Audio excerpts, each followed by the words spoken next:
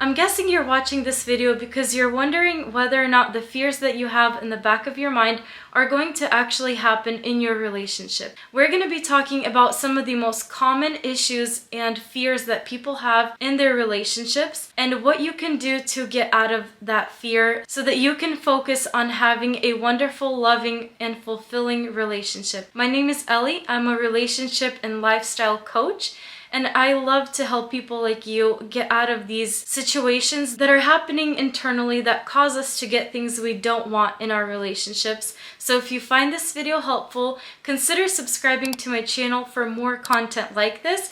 And please don't forget to let me know that you liked this video and found it helpful by hitting the thumbs up button. Let's get into today's topic because it's a really big one and we have a lot to unpack. Some of the most common fears that people have in relationships is the fear of being cheated on, being abandoned, being hurt, having commitment issues, and having trust issues with their partner. To get a better understanding of what the root cause is of all of these fears, we're going to be looking at them one by one and see how we can shift out of living in fear and being a match for bad things to come our way. A lot of people have fears about relationships due to what they experienced in their past or those around them have experienced. And sometimes the fears are actually irrational and things that we perceive to be so much worse than they actually are in our minds.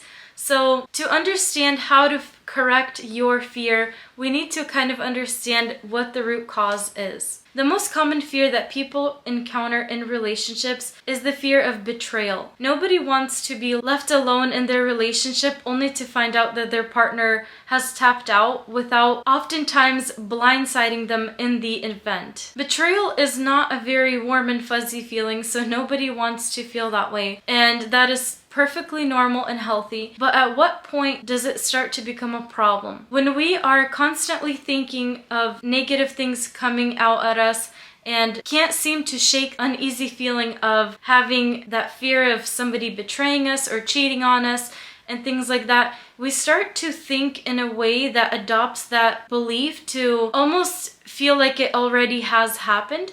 So your mind is already searching for reasons to mistrust your partner. And this is not to invalidate anyone who's actually been cheated on or betrayed in their relationship, because that is one of the most painful things that someone can encounter in their life. But what I'm trying to say is that when we constantly have that hanging over us, it definitely puts a damper in our relationship and our overall satisfaction of our lives and happiness. I also want to mention that all of the fears that we're going to be talking about are very valid, and I would never tell somebody to disregard what they are feeling, because there is a part of them that needs to pay attention to the feelings and understand what's actually occurring in order to be able to process them in a healthy way. If you've ever experienced betrayal by your partner, or anybody for that matter, you will automatically have this micro trauma that occurs within you, and you carry that throughout your life unless you choose to heal that part of yourself and move on and choose to have compassion and understanding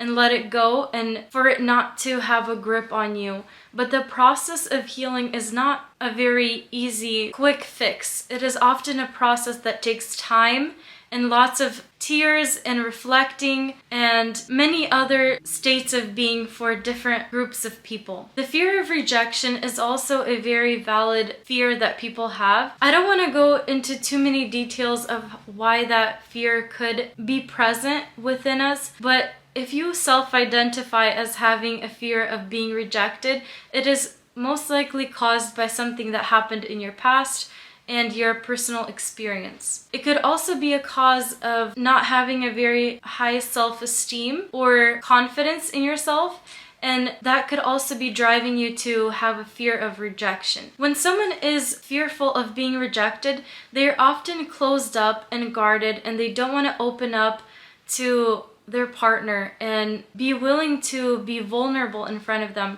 which is very hard and unhealthy in the long run for a long-lasting, happy relationship, because your partner is the one person that you are going to form the highest form of bonding with in every sense of the word, and you share a similar space with that person. you are intimate with that person, and so much more. So not being able to open up to them is going to cause a drift and a gap in your relationship. And chances are, if you are not consciously trying to work through that fear of being rejected or not being able to open up, your relationship over time is going to die off, and there will be other things that come about to fill that void. And it happens on both partners, and it could be hobbies, it could be friends, it could be another romantic entanglement, it could be anything that you could put your mind to can happen when there's a gap in the relationship. The fear of rejection is a little more complex than some of the other ones because it's a very deep wound that people carry on with them. And oftentimes it is necessary and very helpful to have an actual licensed therapist or counselor, psychologist help you work through the nuances of that feeling and help put you on the path to a better future. Another fear that a lot of people tend to have within their relationships is being abandoned. And this often also happens from experience, like with all of these things. This fear could cause someone to become extra clingy and interdependent with their partner. In some manners, this fear could drive somebody to be kind of invasive in their partner's space, which is also ultimately not healthy for a long-term relationship. The fear of abandonment could equally come from both men and women towards their partner. It is definitely not something that you want to continue to carry with you throughout the relationship, because what tends to happen, and this is like one of those universal laws, that when you are trying to force something, that thing that you are forcing tends to be repelled by that force and drifts further away from you. And this is very true in our partnerships, in our romantic relationships, more so than any other. Trust issues between two romantic partners is also very common, and things that happen in your experience, it could also be with that partner or your past experiences. For example, a partner having little white lies that they constantly tell, or having things not add up, or if one of the partners is getting a sense that their partner isn't being fully truthful with them. And we as humans are very intuitive, so this can happen for both men and women. When we start to develop some of those trust issues with the partner, it can also hang like a cloud over that relationship and force us to act out of line in ways that are not healthy, because you're trying to either exterminate that fear or validate it. So this is kind of a deeper subject, and it is a deeper issue that needs to be resolved. But there are a lot of things that you can do for yourself to self-reflect and figure out what's going on within you, how you're feeling, and why those things are occurring, regardless of what your partner is doing, to help get you out of that grip that fear has over you. Commitment issues is another thing that happens very often in relationships, and usually people have this fear of committing to their partner because they feel that they are going to lose their independence and their individuality when they step into a relationship.